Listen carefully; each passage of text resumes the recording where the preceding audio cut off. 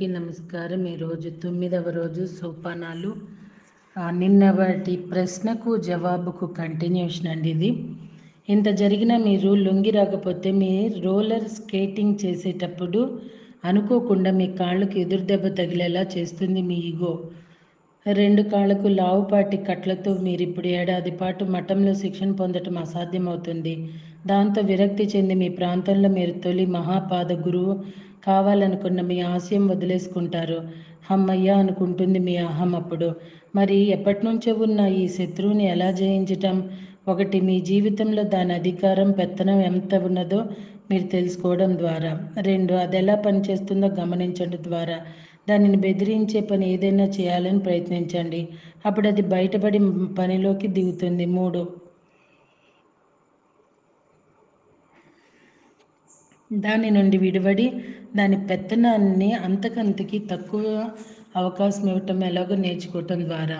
మొదటి రెండింటిని బాగానే వివరించవచ్చు, కానీ మీరు జరుగుతున్న దానిని ప్రేక్షకులుగా మాత్రమే చూడవలసి ఉంటుంది. మీ కొత్త ఎదుగుదలను ఆపేసుకోవాలని మీరే ప్రయత్నిస్తున్నట్లు, అందులో తన స్వార్థమేమీ లేనట్లు మీరు ఫీల్ అయ్యేలా చేయాలని అహం ప్రయత్నిస్తుంది. ఇక 3వ దాని దగ్గరకు వస్తే, ఈగోను అధిగమించడానికి మొదట్లో సాధన చేయాల్సి ఉంటుంది. ఉదాహరణకు ఉదయం 7 గంటలకు ధ్యానం చేయటం నుంచి మిమ్మల్ని ఆపే విధంగా ఏదైనా జరిగినట్లయితే మధ్యాహ్నం భోజన సమయంలోనో లేక రాత్రిపూట ధ్యానం చేయండి. అలా మీ అహాన్ని దెబ్బతీయటం ఆశ్చర్యపరచండి. మీరు సిగరెట్లు వదిలేయాలని ప్రయత్నిస్తున్నారనుకోండి, అప్పుడు మీ అహం మీ స్వభావాన్ని, ఒత్తిడిని మీకు వ్యతిరేకంగా ఉపయోగించుకుంటుంది. చెడుగా రియాక్ట్ కావటం మానేయండి. లోతుగా శ్వాసలు తీసుకోండి. వెళ్ళాలా తిరిగి రండి, కాసేపు ఒళ్ళు పట్టించుకోండి లేదా సుగంధాలతో స్నానం చేయండి. మద్యం తాగుదామనో లేక సుష్టిగా భోజనం చేద్దామనో మీ మనసు లాగుతుంది. జాగ్రత్త. అలాంటప్పుడే మీ నిగ్రహం సన్నగిలుతుంది. అప్పుడే మీ ఈగో ఒక్కసారికి ఏం పర్వాలేదులే అని మిమ్మల్ని బలవంతంగా లొంగ తీసుకుంటుంది. మీ ఈగో మిమ్మల్ని చావగొడితే కోపం తెచ్చుకొని భ్రాంతి తొలగిపోయిందనుకోకండి. ఏళ్ల తరబడి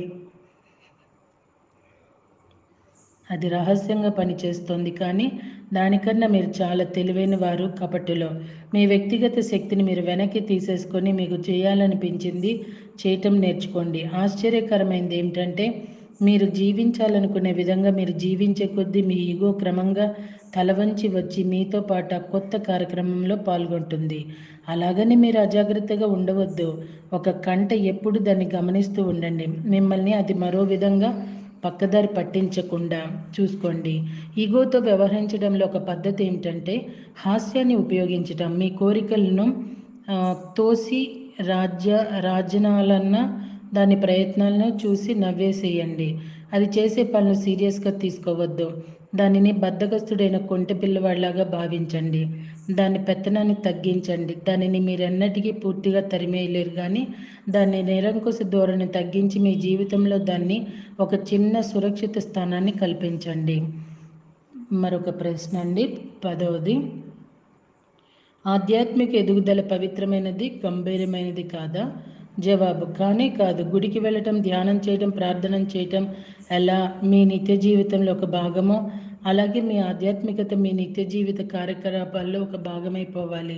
స్పిరిట్ నిరాశగాను, అతిశుభ్రంగాను, నీటి గత్తిగాను ఉండదు. స్పిరిట్ ఎప్పుడూ సంతోషంగా, ఉల్లాసంగా, ప్రేమగా ఉంటుంది. మనలో మంచి హాస్యరసం ఉన్నది. మీరు జీవితంలో ఉండే వాటన్నిటినీ, అంటే ప్రేమ, డ్యాన్స్, పాట, నవ్వు, నేర్చుకోవటం లాంటివన్నీ ఎంజాయ్ చేయాలని మేము కోరుకుంటున్నాము. స్పిరిట్ కానీ మీరు కానీ ఏడుపు గొట్టు ముఖాలను చూడడాన్ని ఇష్టపడరు. ఈ పుస్తకంలో రాబోయే అధ్యాయాల్లో ఆధ్యాత్మిక భావాలను మీ జీవితంలోని ప్రతి కోణంలోకి ఎలా తెచ్చుకోవాలో చెప్పుకుందాం. చదివి ఆనందించండి అని చెప్తున్నారు ప్రేమ కాంతులతో సనందన. రేపటి నుండి మనకి మదర్ మేరీ ప్రశ్నలకు జవాబులు ఇస్తూ ఉంటారు. కుటుంబ అనుబంధాలు అంటూ మరి ఆసక్తి చూపిద్దామంటారా? Thank you very much.